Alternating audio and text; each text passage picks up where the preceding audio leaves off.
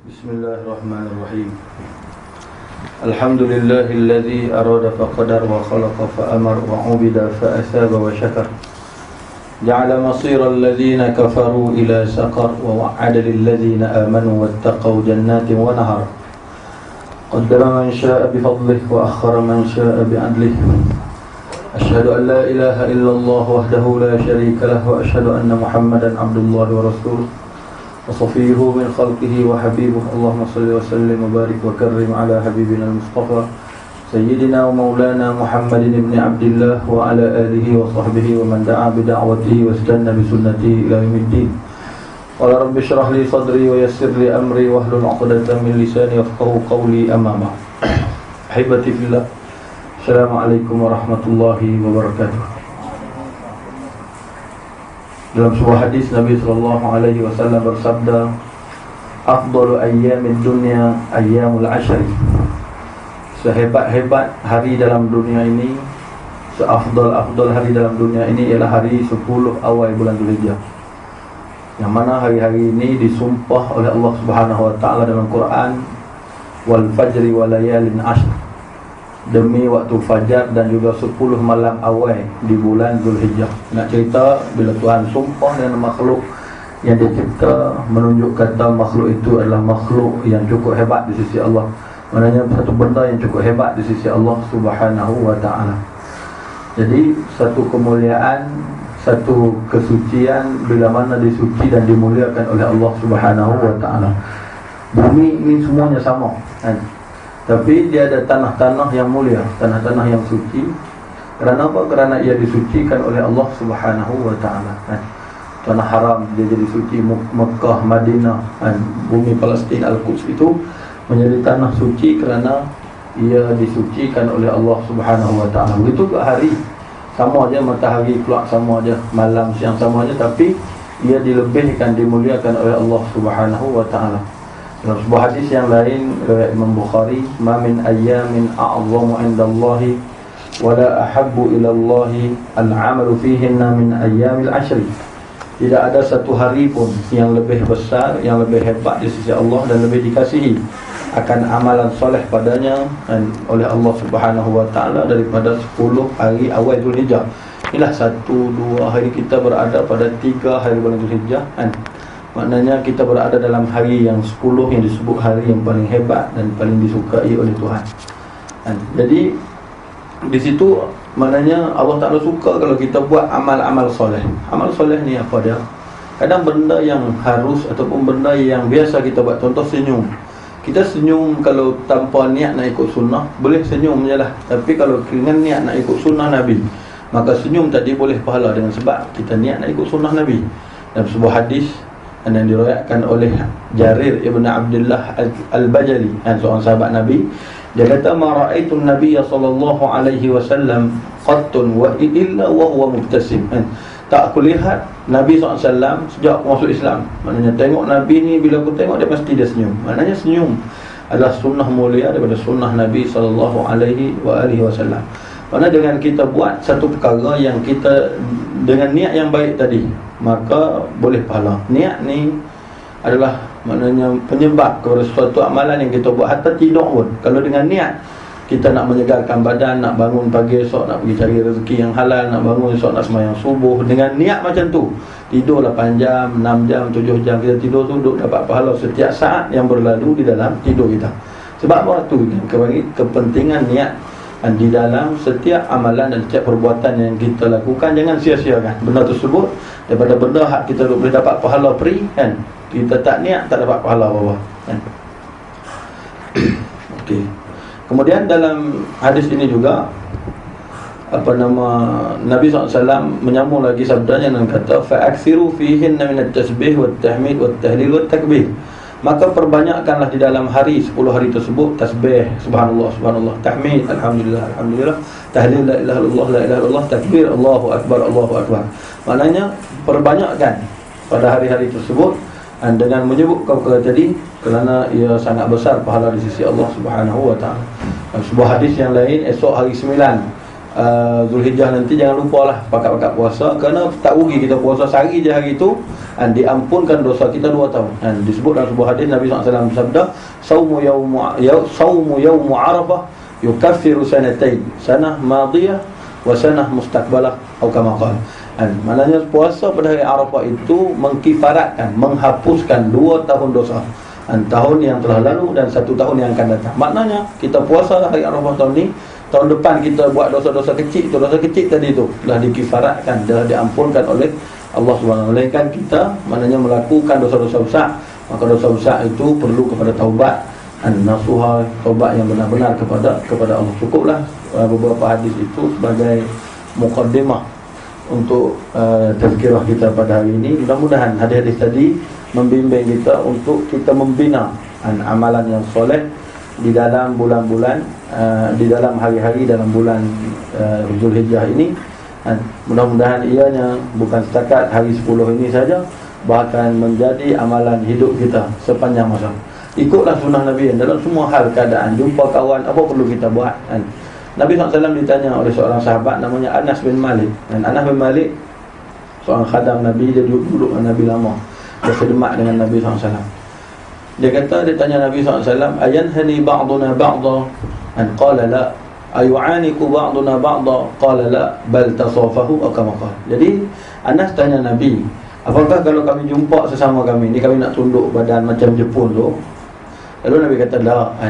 Ataupun kami jumpa ni, kami nak berpeluk, tiap kali jumpa peluk, tiap kali jumpa peluk. Ni masalah. Jadi Nabi SAW kata, dah, bukan lagu tu. Dia peluk ni, dia ada hadis yang lain, tapi cerita peluk ni bukan setiap masa. Dia jarang-jarang jumpa, sekali-sekali kalau peluk tak apa lah. Tapi kalau selalu jumpa peluk, takut ada masalah lain lah. Jadi lalu Nabi kata, bal tasafahu, bahkan bersalam-salamanlah kamu. Maknanya kita jumpa bersalam-salaman itu dengan niat nak ikut sunnah Nabi, pahala sunnah kita dapat, tak sia-sia. Hari ini saya nak bawa kepada kita semualah, tuan yang ada dan perempuan yang ada, kita menyusuri sikit ayat Quran yang cerita tentang sejarah korban. Kita biasa dengar dah cerita korban ni banyak kali kan, tapi kita tengoklah apa yang disebut di dalam Quran. Benda tak rugi. Kadang-kadang benda yang banyak kali kita buat itu, dan banyak kali, setiap kali kita buat itu, pahalanya dikira besar di sisi Allah Ta'ala. Ada benda yang Nabi buat ulang-ulang kali. Apa dia? Nabi setiap minggu dia akan pergi semayang di Masjid Quba. Ini rutin Nabi. Setiap minggu dia kena pergi semayang di Masjid Quba.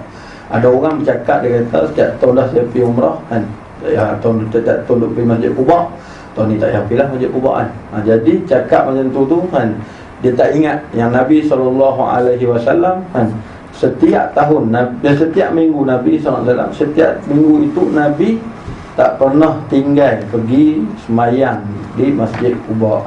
Maknanya itu adalah sunnah dari sunnah Nabi. Maknanya ada benda yang Nabi berulang-ulang kali buat. Begitu juga dengan cerita korban ni. Mudah-mudahan kita berulang-ulang kali cerita ni, dan Allah Subhanahu wa taala memberikan semangat baru kepada kita untuk menjadi manusia yang sanggup berkorban apa sahaja, dan demi menunjukkan kecintaan kita kepada Allah Subhanahu wa taala seperti mana yang ditunjukkan oleh Nabi Allah Ibrahim alaihi salam. Dalam ayat surah As-Saffat, tuan-tuan boleh rujuklah kalau nak rujuk, dan kalau nak dengar saja pun boleh dengar. Jadi ayat 100 sampai ayat 100 berapa ni? 111 kan? 112. Jadi cerita tentang sejarah korban yang dirakamkan oleh Allah Subhanahu wa taala dalam Quran, yang bermula daripada ayat a'udzubillahi minasyaitonirrajim, rabbi habli minas solihin. Allah Subhanahu wa taala memulakan ayat ini dengan menceritakan doa Nabi Allah Ibrahim alaihissalam, yang mana Nabi Ibrahim tak dikurniakan anak sampai umur dah tua, dah kahwin dengan Sarah, umur tua, umur lanjut, tapi anak tak dapat. Kemudian dia kahwin dengan Hajar. Dia berdoa kepada Allah, rabbi habli minas solihin, wahai Tuhan, kurniakan saya anak di kalangan orang-orang yang soleh, orang-orang yang baik. Jadi kita dengan Allah Ta'ala ni, kita jangan sombong lah. Apa benda pun yang kita lakukan, maknanya kita jangan lupa doa, minta kepada Allah Subhanahu wa taala dalam setiap pekerjaan yang kita buat. Nabi SAW bila dia jumpa anak dan cucu dia berdoa. Dalam sebuah hadis, Nabi SAW berjumpa dengan cucu dia Sayyidina Hasan dan Sayyidina Husain. Nabi bila jumpa Sayyidina Hasan atau Sayyidina Husain, Nabi akan doa, Allahumma ahbibhu wa habbib man yuhibbu. Ya Allah, kasihilah cucuku dan kasihilah orang yang mengasihi cucuku. Kan?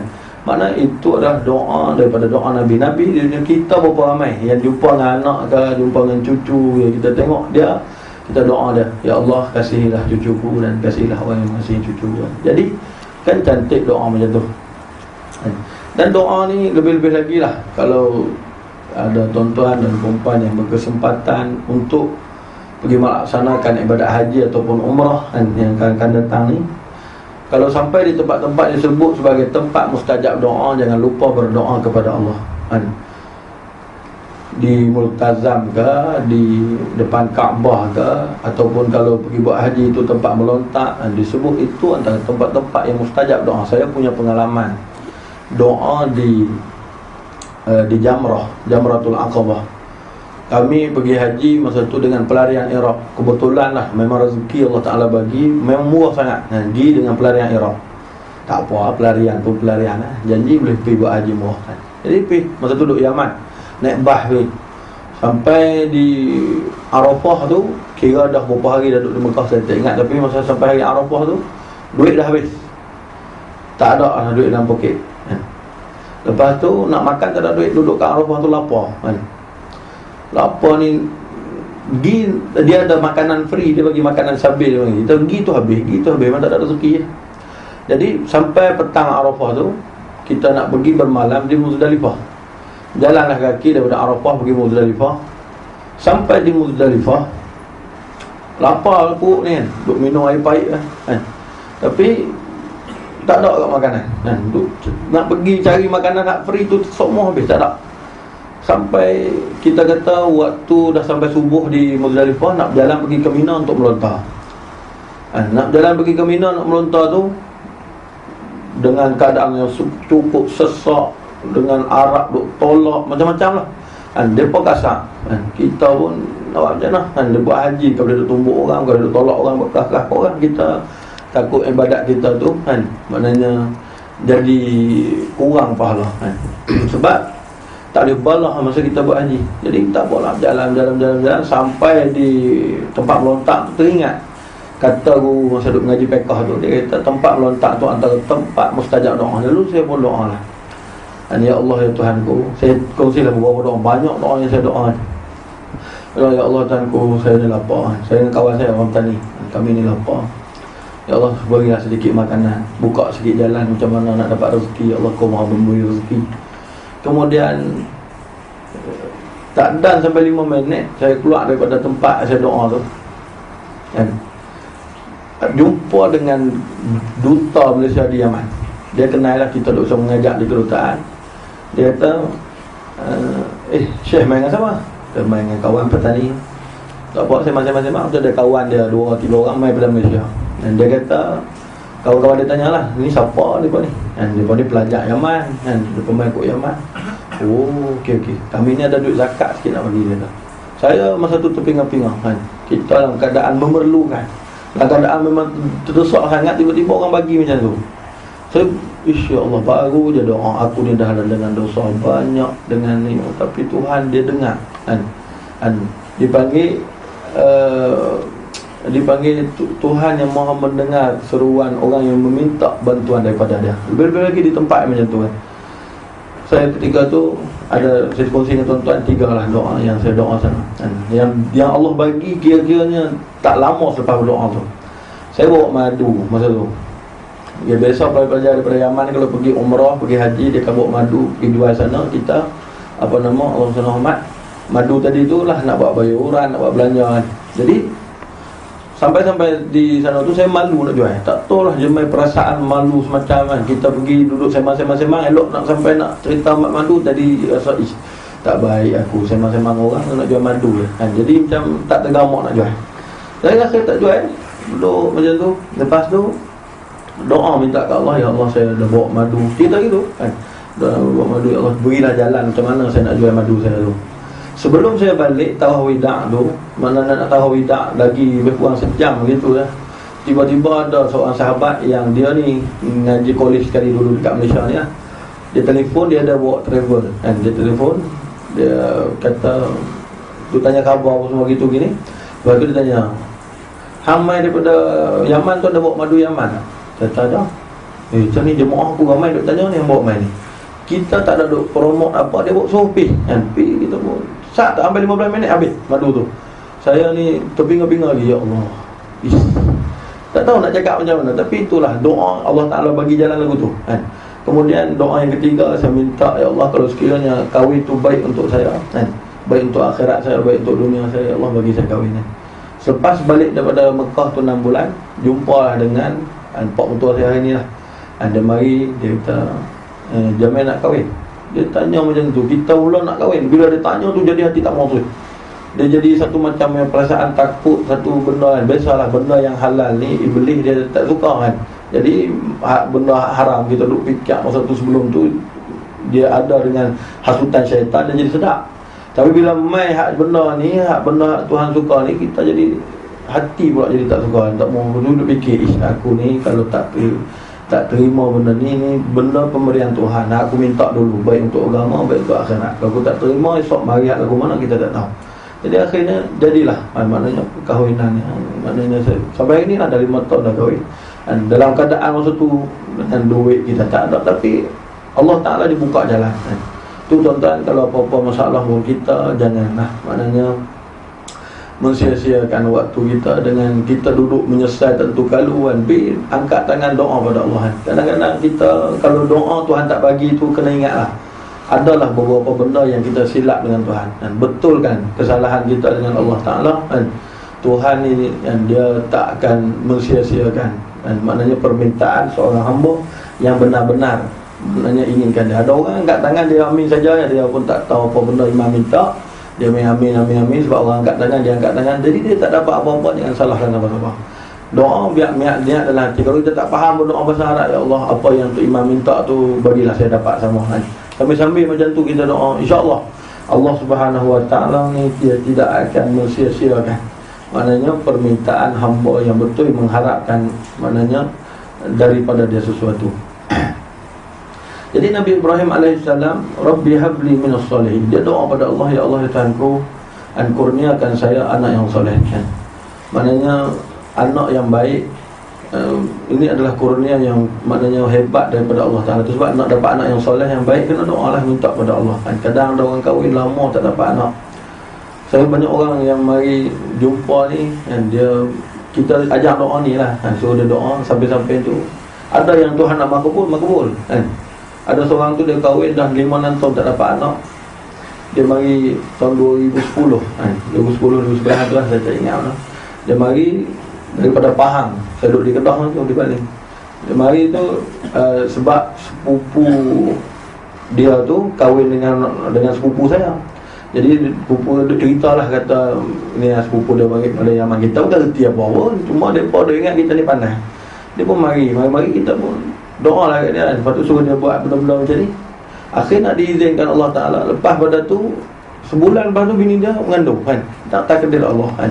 Jadi itu sebab kita panggil apa kan? Ni ayat ni lah, doa ni. Kalau kita ada apa-apa masalah, orang yang dah kahwin lama tak ada anak, so dia baca doa ni kan, Rabbi habli minas salihin, ya Allah kurniakan saya di kalangan anak yang soleh. Fabasyarnahu bighulamin halim. Lantas Allah Subhanahu Wa Ta'ala berfirman, kami gembirakan dia Ibrahim dengan anak yang lemah lembut, anak yang sopan santun. Halim, satu sifat yang mulia kan. Sifat sopan santun ni, ada orang dia kena ajak sopan santun, dia tak main secara otomatik. Tapi Nabi Ismail, anak pada Nabi Ibrahim ni, Allah Ta'ala kurniakan Nabi Ibrahim ni anak yang bersopan kan. Sopan ni satu perangai yang dia panggil, Nabi SAW sebut dalam sebuah hadis, innamal ilmu bitta'allum wal hilmu bittahallum kan. Ilmu kena belajar kan. Maknanya ilmu kalau nak dapat, dia bukan boleh duduk tengok langit, tuan-tuan tiba-tiba datang ilmu kan. Berfikir boleh dapat ilmu kan, tapi ilmu yang passion macam ni, macam nak beramal ikut apa yang Nabi buat, itu kena belajar kan. Kena belajar dari al-ilmu bitta'allum kan. Ilmu itu kena dengan belajar. Nak berfikir pun kena belajar juga kan. Jadi Wal hilmu bitahallum, dan juga bersopan. Kata Nabi, dia kena ajak sopan. Maknanya kalau orang yang perangai kasar, jenis melawak kasar, benda tu dia takkan hilang sendiri kan? Kecuali dia kena ajar diri dia buang sikit-sikit perangai kasar tu kan? Cuba dengan perangai yang maknanya bersopan, beradab. Benda ni kan perlu pada ajak. Macam tu lah anak-anak kita. Sebab apa anak kita ni tak dengar cakap sangat, sebab apa anak ni tak bersopan sangat, kita kena tengok kita ajak dia tak kan? Jadi kalau kita tak ajar, kita tak boleh marah dia. Sebab budak ni dia lahir, dia tak reti apa kan? Dia tak reti apa. Kalau kita tak ajak apa-apa, memang dia takkan reti. Lama lagi kita tak ajak adab kepada dia, macam mana dia nak reti adab kan? Jadi adab itu kan perlu dididik dan perlu dibentuk daripada budak tu kecil kan. Falamma balagha ma'ahu sa'ya, bila mana sampai umur Nabi Ibrahim AS ni boleh cari makan sendiri kan? Dia umur kita ni, dia ada peringkat yang boleh sampai satu masa dia boleh cari makan sendiri. Dan dibahagikan oleh para ulama, umur manusia ni ada 5. Yang pertamanya fatratut tuhulah kan? Peringkat kanak-kanak daripada 0 sampai 15 tahun kan? Yang ni waktu kalau kita panggil waktu dia membesar. Waktu ni lah kita nak letak hala tuju dia kan? Seorang budak dia 0 sampai 6 tahun tu, kata maknanya orang yang duk kaji-kaji tentang kanak-kanak ni, dia kata otak manusia ni dia daripada 0 sampai 6 tahun dia membesar sebanyak 80%. Maknanya kalau waktu 0 sampai 6 tahun tu kita duk terap dengan banyak benda kan, maknanya kita selalu bagi dia duk dengar Quran, kita duk pada kecil ni kita duk bagi dia maknanya Allahumma banyak maklumat-maklumat. Kita cakap dengan budak-budak, jangan cakap macam kita cakap dengan orang bodoh kan. Kita cakap dia macam dia ni orang dewasa, macam orang pandai. Tengok nanti dia cepat matang budak kan. Saya mak mertua saya dia dah buat macam kelas untuk budak-budak tadika apa semua ni kan. Waktu budak adalah buat tahfiz sikit. Jadi daripada situ dia ambil daripada satu orang orang yang Malaysia kita ni kan, yang pergi ke Amerika satu ketika dulu, dia pergi belajar dengan satu orang nama dia Glenn Dorman, tak tahu saya kan. Dia mengaji, dia bayar 40,000 USD dolar ke 40,000 ringgit gitulah. Dia bayar untuk masuk kursus nak macam mana cara nak didik, nak ajak budak-budak kecil ni kan. Sebab depa ni Mak Saleh ni dia kaji kan, Glenn Dorman tak tahu saya dia tu nama dia. Dia kaji macam mana cara nak mendidik budak-budak yang jenis kadang terlalu hyperaktif, budak yang jenis tak boleh nak bagi tumpuan bila orang cakap. Macam mana cara nak bagi mereka ni. Jadi mak mentua saya ni dia bidang dia yang tu. Jadi dia test tengok budak-budak kan. Dia buat kaedah-kaedah yang diajar tu. Akhirnya budak ni umur 5 tahun tu kira start dah boleh hafal Quran dah kan. 5 tahun dah start. Jadi kita buat di sekolah tu macam tu lah 5 tahun dah start hafal Quran 6 tahun. Jadi kaedah yang Mak Saleh ni kaji, Masya Allah dia punya kesan dia tu kita tengok walaupun benda ni diajar dalam Islam, tapi berapa ramai orang Islam yang duk kaji benda ni. Tak ada. Nabi SAW sebut, maknanya kita kalau umur 0 sampai umur 6 tahun tu kita disuruh ajar dia, ajar jangan paksa, jangan apa. Maknanya kita tunjukkan kepada dia benda-benda yang baik yang kita nak dia buat kan. Disuruh ajar jangan jemu kan. Kemudian umur 7 tahun baru dah suruh dalam bentuk paksa sikit kan. Muru auladakum bis-solah. Nabi kata wa huwa fi sab'in. Suruhlah anak kamu sembahyang ketika mana umur dia 7 tahun. Maknanya ketika tu baru dalam bentuk suruh. Solat, nama tak solat lagi. Dalam bentuk yang macam paksa sikit. Kemudian mai umur 10 tahun kalau dia tak mau sembahyang baru rotan. Maknanya dia ada peringkat dah. Ni umur 4 tahun, 3 tahun kita dah duduk rotan dah kan. Jadi kita buat budak ni dia jadi tak stabil kan. Dia jadi tak berapa nak. Dia jadi main besar, dia jadi tak dengar kata, dia jadi babi ni bahasa orang Kedah dia panggil babi ni kerah kepala kan. Jadi dia jadi kerah kepala kan. Sebab kita didik dia tu dengan cara yang keras tak seperti mana yang diajak oleh agama kita. Jadi waktu kanak-kanak ni lah, waktu 0-15 ni kita nak bentuk dia, nak jadi apa kan. Kemudian umur 16 sampai 35 ini dipanggil fatratus syabab kan. Waktu kepemudaan kan. Waktu ni lah waktu nak mengumpul seberapa banyak maklumat ilmu, waktu nak berjihad, waktu nak bersungguh-sungguh dalam apa semua benda pun kan. Nak cari nak cari ilmu, nak berjalan. Waktu ni lah kuat sekali kan. nak beribadat banyak-banyak pun waktu muda dia takkan kuatnya. Waktu tua ibadat, kalau kita kata dengan waktu muda kuat lagi. Cumanya orang tua ni kadang-kadang waktu muda dia duk start dah mula beribadat, dia dah kuat dah. Contoh kalau waktu muda dia 8 rakaat setiap malam dia tetap wajib dia buat kan. Kali dengan witir 11 rakaat.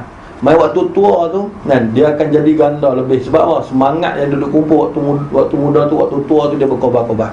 Sebab kadang kita tengok orang yang umur 50-an ke atas, semangatnya kuat, kita tengok dia waktu muda dia macam mana. Dan dia tak semestinya dia ni orang muda-muda dia, maknanya dia ni belajar agama ke apa. Dia walaupun waktu muda dia tu dia mengaji akademik saja, mengaji universiti, tapi tengok dia dulu di universiti dia macam mana, dia dulu di tempat kerja dia macam mana, cara dia buat kerja, bersemangatnya kan. Waktu tua, semangat tu tadi. Kalau dia kenal pula agama waktu tua, cantik, dia susun surau masjid. Saya jumpa orang macam ni, kita tengok yang dulu muda-muda kerja bank, tapi bila dah tua kan, dia punya semangat waktu muda tu dia alih pergi urus surau lagi, jadi nampak Masya Allah cantik kan. Maknanya dengan kuliah je tak berhenti, program macam-macam buat kan. Orang umur 50-an ke atas, tapi dia tengok waktu muda dia kan, dia ni muda dia orang hebat. Okay.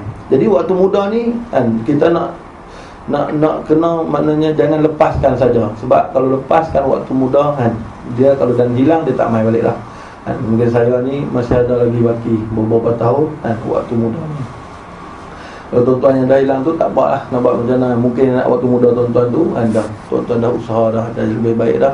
Mudah-mudahan Allah Ta'ala berkati waktu yang ada sekarang. Kemudian dia main umur 36 sampai 50, dia panggil fatratul kuhul, waktu peralihan daripada muda nak jadi tua. Dan waktu ni dia panggil, kalau orang ni waktu muda dia mengumpul banyak maklumat, dia main umur ni jadi pakar lah kan, 36, 37 start dia nak jadi profesor lah, apalah. Waktu tu lah kan, waktu umur 40 lebih tu kan, dia panggil orang yang hebat. Tengok macam mana Umar Abdul Aziz kan, waktu umur 39 lah dia start menjadi khalifah, dan dia menjadi manusia yang cukup hebat. Dia pada waktu muda dia pun kepimpinan dia tu terserlah dah kan. Bila dia main umur 39 tu, dia jadi orang yang cukup hebat di dalam bab kepimpinan. Okay. Kemudian dia umur 51 sampai 65 ni dipanggil fatratul syaikhukhah. Dia jadi tua dah. Waktu tua kita kata tadi lah, kalau waktu muda dia malas, waktu tua dia pun dia takkan jadi orang yang rajin lah. Kalau waktu muda dia rajin, waktu tua tu dia jadi semangat rajin tu masih ada. Dia maknanya jadi orang yang cukup bersemangat. Gitu. Lepas tu kalau Allah SWT, dia dah naik umur yang lebih daripada 65 ke atas tu, 66, dia panggil fatratul ajuz. Ajuz ni peringkat orang kata tunggu giliran kan. Maknanya tunggu giliran untuk bertemu dengan Allah Subhanahu wa taala. Kalau dia daripada ahli iman, maka dia sangatlah dimuliakan oleh Tuhan. Kalau dia ni umur 66 ke atas tapi dia buat maksiat lagi, ini tua ataupun yang panggil ajuz, yang diminta oleh Nabi SAW berlindung daripadanya. Nabi SAW dalam doanya Nabi kata, Allahumma inni a'udzubika minal ajzi wal kasal. Ya Allah, saya minta berlindung daripada menjadi tua tua ajuz ni lah. 66 ni ajuz ni, tunggu giliran ni maknanya yang buat dosa dan juga malas Maknanya umur 66 tapi masih buat dosa ni satu benda yang cukup menakutkan. Itu doalah pada Allah, kalau dipanjangkan usia kita, biar dipanjangkan di atas ketaatan kepada Tuhan. Lepas tu kalau umur 80 ke atas macam mana? Dalam hadis sebut, asirullahi alal ard wallahu yastahi ayyu'azibahum. Mereka itu ialah tawanan Allah di atas muka bumi, dan Allah malu nak azab mereka kalau mereka adalah orang yang beriman kepada Allah. Waktu umur 81, 82 ada usaha jalan sungguh-sungguh nak pergi masjid. Ada kita biasa jumpa orang tua yang berjalan setengah jam, rumah dekat je dengan masjid. Tempat tu, rumah dia tu dengan masjid tu, kalau orang muda jalan tak sampai 5 minit, dan 3-4 minit dah sampai dah. Dia memerlukan masa setengah jam untuk jalan sampai ke tempat tu. Sebab apa? Dengan keadaan kekuatan dah tak ada, jalan pun langkah sikit, tapi bersungguh-sungguh dah. Setengah jam sebelum azan dia dah keluar rumah dia sampai elok dengan azan di masjid. Ini manusia yang esok hari kiamat Allah malu nak azab dia Jadi kalau kita umur disimpan Allah Ta'ala sampai umur 80 lebih tu, minta bagi jadi orang yang macam ni lah, orang yang malu Tuhan nak azab dia. Jadi Nabi Ismail AS bila sampai umur kanak-kanak, kita kata dia ada satu peringkat yang boleh cari makan sendiri. Umur 14, 15 tu kita biarkan dia pun, kalau di rumah kita tu ayah pergi haji pun maknanya tak ada orang jaga, kita tinggal makanan apa semua dia reti lah torah dia nak buat sendiri kan. Walaupun goreng telur, walaupun ni kan, maknanya dia reti lah nak buat, nak cari makan sendiri. Maknanya taklah mati kelaparan kalau kita tinggalkan dia. Jadi umur bila sampai tahun tu Nabi Ibrahim AS didatangi mimpi kan. Mimpi para nabi ni ialah wahyu daripada Allah Subhanahu wa taala. Qala ya bunayya inni ara fil manami anni azbahu. Dan Nabi Ibrahim kata, wahai anakku sayang, inni ara fil manami anni azbahu. Dan sebenarnya ni cara didikkan Al-Quran. Bagaimana cara para nabi dulu? Mereka cakap dengan anak-anakku sayang, itu biasa. Dia bukan benda yang menggelikan. Nabi SAW dalam hadis-hadis yang kita tengok dalam sebuah hadis yang diceritakan oleh Sayyidah Aisyah, isteri Nabi SAW, bagaimana Nabi dengan anak dia. Anak Nabi 7 orang, yang maknanya mati 6 orang. Maknanya ujian cukup besar bagi seorang bapa, yang mana anak dia semua mati kecil kan. Mati umur kira waktu muda, waktu remaja. Ada yang waktu kecil, waktu remaja kebanyakan. Jadi tinggallah seorang anak dia, Sayyidah Fatimah. Nabi SAW bila dengan anak ni, bila anak masuk dalam rumah, Sayyidah Aisyah cerita, Nabi dia akan bangun. Dia akan bangun pergi kepada anak pergi cium pipi anak, pegang tangan, tarik jalan, pergi duduk di tempat, duduk dengan dia. Maknanya itu cara Nabi SAW dia dengan anak dia. Kita pun kalau nak tiru Nabi macam mana jadi bapa, nak ajar anak jadi orang yang beradab dengan kita, orang yang mengasihi kita, kita kena kasihi dia. Nabi SAW sebut dalam sebuah hadis, man la yarham la yurham. Siapa yang tidak menyayangi, dia tidak akan disayangi. Maknanya satu hari Nabi SAW dia pergi ke rumah nama Fatimah. Kemudian bila jumpa dengan cucu dia, Nabi SAW dia cium pipi. Ada seorang sahabat yang maknanya dia ni orang Badui, sahabat Nabi. Cumanya orang Badui ni jenis kasar. Dia kata, ya Rasulullah, indi 10 aulad, ma qabbaltu ahadan minhum. Ya Rasulullah, bila mana Nabi SAW sampai ke rumah Sayyidah Fatimah, jumpa dengan Hasan, dengan Husain, Nabi angkat, Nabi peluk, Nabi cium. Bila macam tu, Al-Aqra' bin Habis ni, dia tengok Nabi SAW, dia kata, wahai Rasulullah, saya ada 10 orang anak, dan saya tak pernah cium seorang pun daripada 10 orang tu, tak pernah cium langsung. Lalu Nabi tak kata apa. Nabi senyum dan Nabi kata, man la yarham la yurham. Siapa yang tak menyayangi, tidak akan disayangi. Nak ceritanya, kita kalau nak anak kita buat perwatakan yang baik dengan kita, nak jadi anak ni, kita kena buat watak yang baik dengan dia. Macam mana Nabi tadi, Nabi bila Fatimah datang, Nabi bangun, Nabi peluk dia, Nabi cium dia, Nabi tarik tangan dia, bawa pergi duduk dengan dia. Ini cara Nabi Dan begitulah Fatimah bila Nabi masuk ke rumah dia. Dan Aisyah kata, bila aku pergi ke rumah Fatimah, Fatimah pun buat macam tu juga. Nampak tak? Ayah menjadi cermin kepada anak. Jadi beginilah Nabi Ibrahim AS bila dia dengan anak dia, falamma balagha ma'ahu as-sa'ya qala ya bunayya, wahai anakku sayang, inni ara fil manami anni azbahu. Sesungguhnya saya melihat di dalam mimpi saya bahawasanya saya menyembelih kamu. Fanzur madza tara, apakah pendapat kamu? Maknanya ni, kita kalau apa-apa keputusan ni kita nak buat untuk anak kita, panggil bincang, sembang elok. Dan dalam keluarga seperti mana yang dianjurkan dalam Islam, kita setiap minggu kita duduk dengan keluarga kita, buat dipanggil perjumpaan mingguan. Duduk tanya, kalau ada anak 3 orang tak tahulah tuan-tuan mungkin biasa buat, tapi kalau tak biasa buat, try buat. Memang nampak macam leceh apalah nak buat. Tapi itu ajaran Islam macam tu lah. Maknanya kita kalau ada masalah keluarga banyak, kita duduk benda-benda yang remeh macam ni, kita rasa macam remeh, padahal benda tu cukup mendidik jiwa anak, didik keluarga jadi cantik. Jadi kalau kita, maknanya hari ni dalam keadaan kita panggil keluarga yang masalah keluarga cukup banyak dalam masyarakat kita di Malaysia ni. Saya 2-3 minggu lepas ada seorang hamba Allah mati.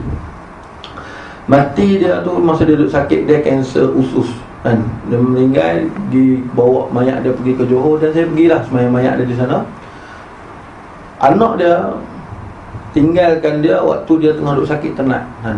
Kawan kanser peringkat keempat dah, memang dah doktor kata tak ada harapan dah. Anak ni sanggup tinggal ayah dalam keadaan macam tu. Ayah sihat tak berani tinggal sebab ayah garang.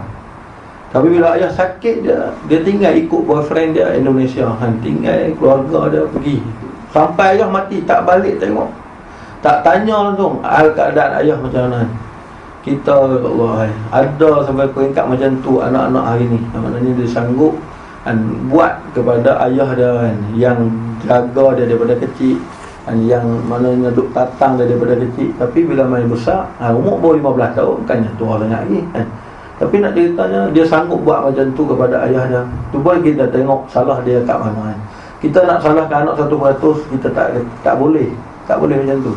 Sebab Nabi SAW dalam sebuah hadis yang diriwayatkan oleh Huzaifah Ibn Yaman, dalam hadis ni Nabi SAW bersabda, fitnatur rajul fi ahlihi wa malihi wa jarihi. Seseorang itu akan difitnah.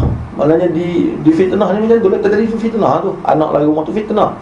Fitnah ni pada menyusahkan kita. Kadang kita pun tak tahu kenapa dia ni lari, itu fitnah kan. Jadi benda yang menyusahkan itu fitnah, bala itu fitnah kan, keujian itu fitnah kan. Jadi seseorang itu akan diuji dia dengan keluarga dia. Kalau dia suami, isteri dia akan jadi ujian untuk dia. Kalau dia isteri, suami akan jadi ujian untuk dia. Kalau dia ibu, mak ayah, anak-anak akan jadi ujian untuk mereka kan. Dan harta akan menjadi ujian kepada seseorang kan. Masalah harta, masalah duit kan, akan menjadi ujian betul kan. Hari ni orang mengaji kan pun banyak masalah kan, kita panggil dengan masalah jadi ujian dengan dipanggil harta keuangan, dengan keadaan birokrasi yang tak tahulah, saya tak tahu negara kita ni duit akak banyak tapi punya ramai orang yang duduk mengaji yang dalam keadaan susah di tempat-tempat di Mesir. Saya duduk di Mesir, saya duduk di Yaman kan. Maknanya pelajar-pelajar yang tak mendapat hak yang sepatutnya mereka dapat. Padahal duit zakat kau untuk disimpan. Ada orang jenis perangai suka tengok jumlah duit. Ini masalah kan. Padahal benda duit zakat ni bukan boleh simpan. Duit zakat ni kena sampaikan kepada orang. Bila nak minta zakat, baca punya ayat yang hebat, akan dibelik ayat berapi neraka lah, apalah itu ini, yang harta akan membelik semua. Dia tak fikir dia menjadi wakil untuk menyampaikan zakat tersebut. Sepatutnya janganlah menyusahkan pelajar-pelajar yang minta kan. Sepatutnya macam tu, tapi tak tahulah yang duk jadi hari ni macam tu lah. Jadi masalah duit akan menjadi masalah kepada seorang, harta akan menjadi masalah kepada seorang. Kemudian wajari dan jiran akan menjadi masalah kepada jiran yang lain. Duk bergaduh, kadang-kadang kita dengan jiran baik, tiba-tiba dia ada di belakang, dia duk kata kat kita. Duk fikir apa masalah dia ni dengan aku kan. Dia ajak berbincang, tak ada apa, tapi bila belakang duk kata kat kita. Tapi Nabi sebut, dan Nabi kata yukaffiru has-salah. Benda ni boleh diselesaikan dengan sembahyang.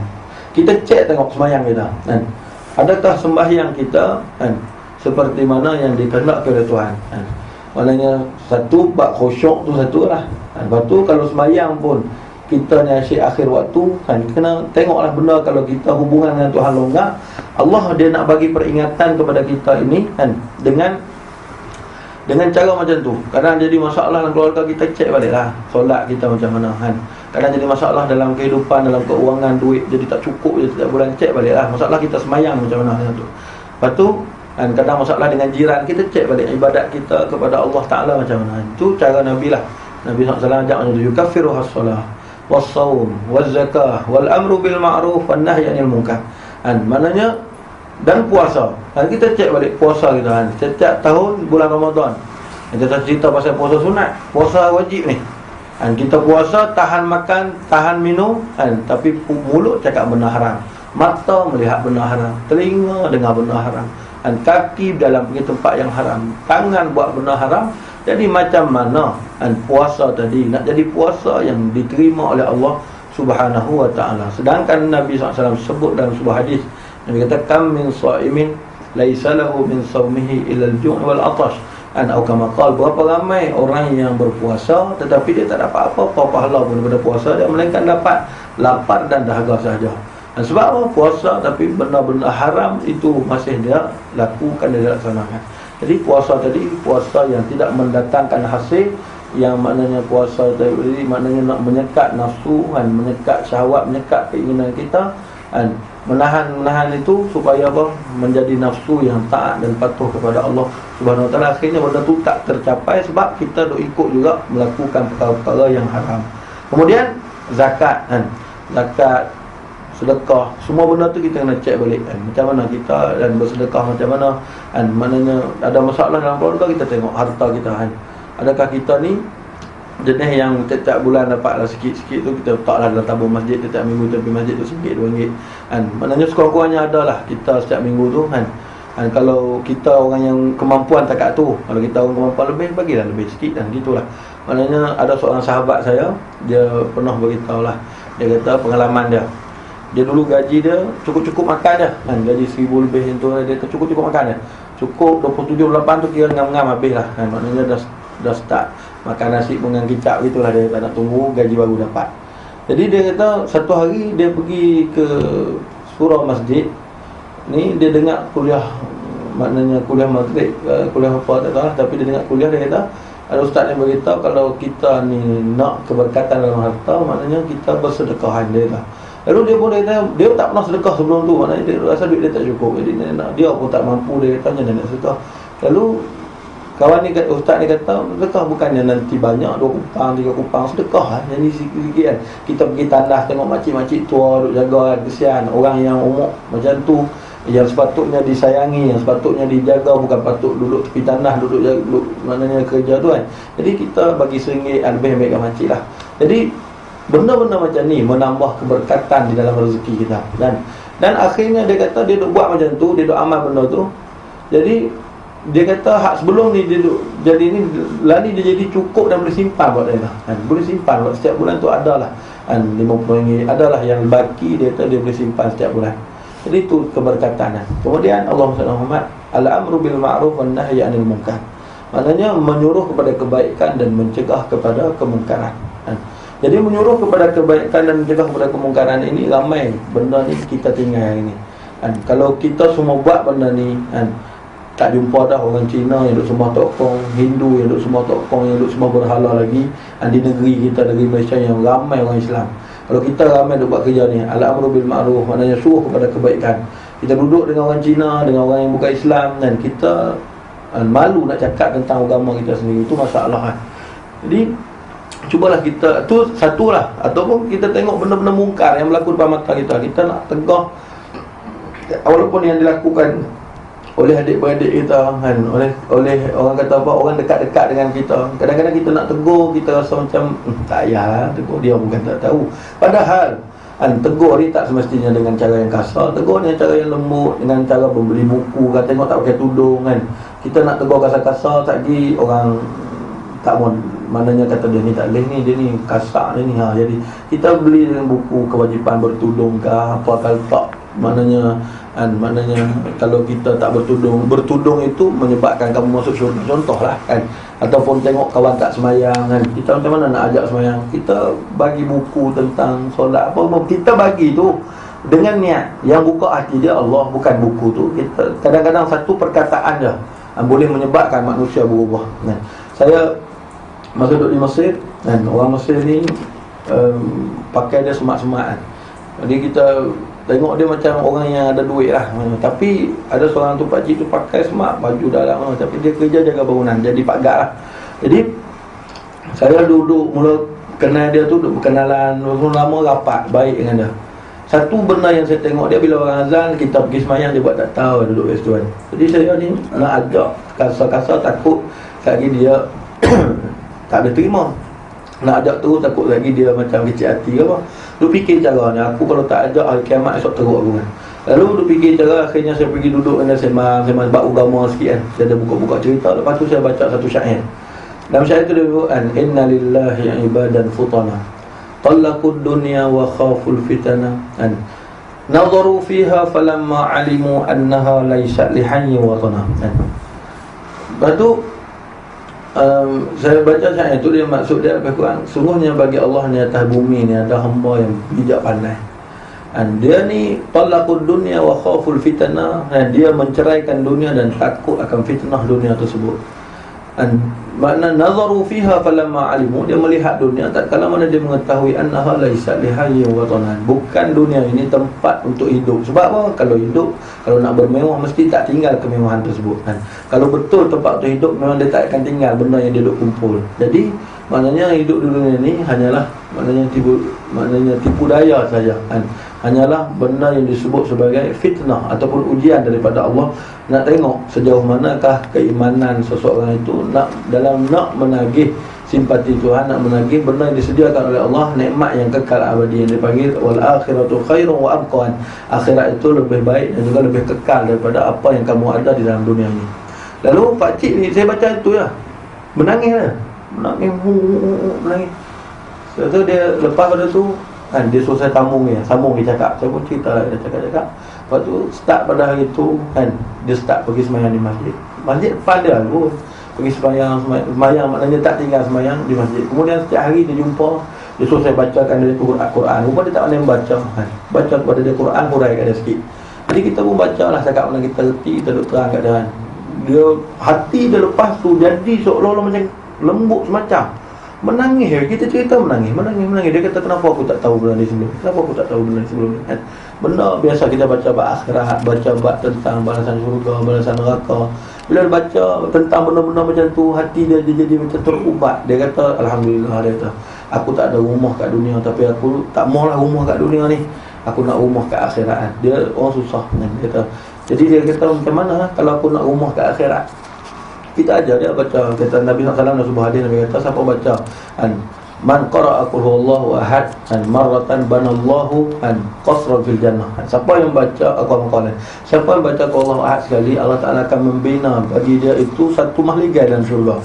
Jadi maknanya dia kata, lepas tu Sayyidina Umar bila dengar hadis tu, Sayyidina Umar kata, marilah sama-sama kita memperbanyakkan baca qul huwallahu ahad kan payah pun. Jadi kita memperbanyakkan mahligai kita di dalam syurga. Jadi dia seronok bila dengar benda tu, dia punya bersemangat, dia duk baca qul huwallahu ahad tak berhenti lepas tu kan. Duk baca qul huwallahu ahad. Jadi maknanya kadang-kadang hati manusia ni kita tak tahu.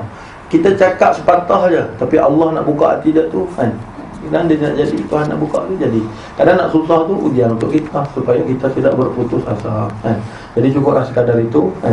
Maknanya dah waktu kecederaan lah untuk kita nak solat. Dan juga ni kita selepas tu kan, maknanya kita semua tahu lah, maknanya diletakkan Nabi Ismail apa semua di atas di atas tempat sembelihan, memang sungguh-sungguh nak sembelih. Kemudian Allah Ta'ala gantikan dengan kibas, dan sampai hari inilah perkara tersebut dilaksanakan sebagai sunnah yang ditinggalkan oleh Nabi Allah Ibrahim alaihissalam kan. Dan kalau ada apa-apa soalan saya kira lepas mayang, kalau tuan nak tanya apa saya boleh jawab, saya jawab lah kan. Jadi kalau ada silap dan salah apa yang saya sampaikan ni, saya mohon maaf lah kalau ada terkasak bahasa ke apa.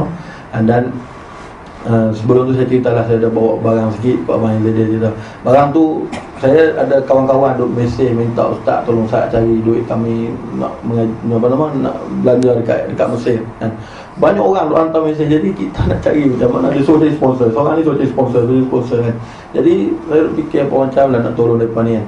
Sampai kan ada ibu tunggal seorang tak tahu dia ambil nombor saya kat mana, dia mesej, dia kata tolong sikit ustaz, saya ni anak tengok isteri mati kan, tak ada adik-beradik apa semua yang tolong. Jadi macam kita nak tolong, kata mau tolong, tapi saya fikir-fikir tu, saya bawa lah barang sikit, untung tu saya bagi kat depan, insyaAllah kan. Itulah saya boleh tolong. Dan kalau tuan-tuan nak kongsi tu, boleh lah tengok barang kat belakang, tahu dodoi pun kan, ada bawa. Wabillahi taufiq hidayah. Assalamualaikum warahmatullahi wabarakatuh. Bismillahirrahmanirrahim. Allahumma ja'al tajama'ana hadha tajama'an marhuma, wa tafarruqana min ba'dihi tafarruqan ma'suma, wa la taj'al fina wa la ma'ana syaqiyyan wa la mahruma. Ya Allah, Tuhan kami jadikanlah pertemuan kami pada hari ini pertemuan mendapat rahmat dan keampunan daripada-Mu ya Allah. Yang jadikanlah perpisahan kami pada ini perpisahan rahmat dan keampunan daripada-Mu ya Allah. Yang jadikan di kalangan kami ataupun di antara kami yang celaka mendapat keberkahan daripada-Mu ya Rabbal Alamin. Ya Allah, jangan kami ampunkan dosa kami, dosa kedua bapa kami, kesanilah mereka seperti mana mereka mengasani kami di waktu kami kecil dulu ya Allah. Ya Allah, Tuhan kami pula dosa guru-guru kami yang mengajar kami baca, mengajar kami menulis, mengajar kami mengenal ya Allah. Ampunkanlah dosa nenek moyang kami yang telah meninggalkan kami ya Allah, dosa kaum muslimin muslimat ya Rabbal Alamin. Ya Allah, dan kami semuanya kami memiliki hajat kepada-Mu ya Allah. Hajat kami ialah inginkan keredaan-Mu ya Allah. Bantulah kami, pandulah kami untuk mendapatkan keredaan-Mu ya Rabbal Alamin. Ya Allah, ya Tuhan kami, tanpa bantuan dan juga panduan daripada-Mu ya Allah, kami akan sesat dan kami akan binasa ya Allah. Ya Allah, ya Allah, ya Allah. Tuhan kami semuanya, sahabat-sahabat kami yang tidak hadir ke dalam majlis ini, mereka memiliki hajat kepada-Mu ya Allah. Tunaikanlah hajat mereka, ampunkanlah dosa kami, ampunkanlah dosa mereka ya Allah. Ya Allah, Tuhan kami yang bantulah saudara-saudara kami yang dianiaya di Mesir, yang dianiaya di Syria, yang di seluruh dunia ya Allah. Ya Allah, Rabbana atina fid dunya hasanatan wa fil akhirati hasanatan wa qina adzabannar. Alhamdulillahirabbil alamin.